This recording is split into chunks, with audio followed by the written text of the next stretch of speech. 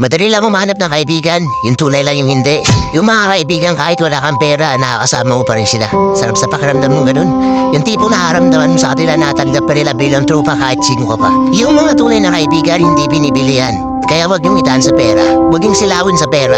Sinasabi ko sa inyo, pag sinalan nyo sa pera yan, kapag nawala na kayo ng pera yan, hindi nyo na makikita yung mga kaibigan na yan. Mga peke lang yan. Ang tunay na kaibigan, hindi nabibili ng pera. Respeto lang ang kailangan mo, kaibigan. Respeto at magandang pakikisama. Sa panahon kasi yan, ang dali lang umanap ng kaibigan eh. Ang dali lang umanap ng kaibigan lalo na sa kasiyahan. Maraming kaibigan sa kasiyahan.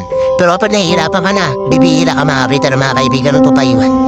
Sa totoo lang, ang daming kaibigan sa galahan, sa birthdayan, sa katuwaan, sa lahat ng gimikan nandiyan yan. Ang tanong, kung may problema ka ba, may mahuhugot ka ba dyan?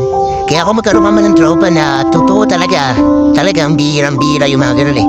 Talagang binigay sa'yo ng Diyos yun eh. Mahirap ka makakita ng mga kaibigang maintindihan yung sitwasyon mo sa totoo lang. Yun yung tanong eh. Kaya ingatan niyo yung mga kaibigang tunay. Huwag kayong makisama sa mga kaibigang peke natin yung peke talaga na simula pa lang. Yung peke na kaibigan kailanman hindi magiging totoo yan. Kaya tinawag na totoo yan. Kaya kung bigyan lang kayo ng original na kaibigan, yung mga orig na yun yung dapat talagaan. Hayaan niyo yung mga peke sa buhay ninyo. Nandyan lang yan. Lalabas at lalabas yan, bibigla-biglayin ganyan. Para makakabuti yan, susulpot yan kapag alam nila na mayroon ka pakinabang. Pero kapag wala ka ng pakinabang, minsan hindi mo makikita yung mga yan. At totoo lang, proven na yan, marami akong mga tropa na ganyan. Iniwanan ng mga tropa nila. Yung mga tropa nila na yan, may mga ubos sa utak. Yung mga tunay na kaibigan natin kasi sila yung nagsisilbing pangalawang pamilya natin. Kapag hindi tayo naiintindihan ng pamilya natin, sa tunay na kaibigan tayo lumalapit. Totoo yan. Kahit ako minsan gano'n ako eh. Pero alam niyo naman, may mga tunay na kaibigan, may mga peking kaibigan. May mga peking kaibigan tapos doon ka lumapit, malas mo. Dahil, yung problema mo rin yung gagamitin sa'yo. Sisirahan ka, akala mo nakikinig sa'yo pero hindi. Inaabangan lang yung pagkabagsak. Yung mga tunay na kaibigan lang yung kaya mo biltok sa atin. Yung kaya mo salita na makasakit sa atin. Kasi alam nila, kahit na makasaktan tayo pero totoo yun.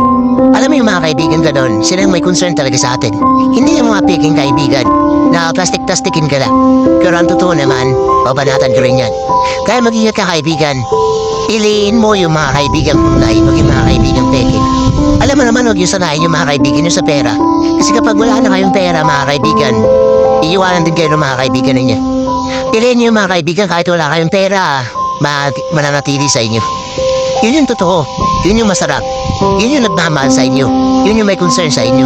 Kaya pahalagaan nyo yung mga kaibigan ganun. Inuulit ko, huwag nyo sasanayin yung mga kaibigan nyo sa pera.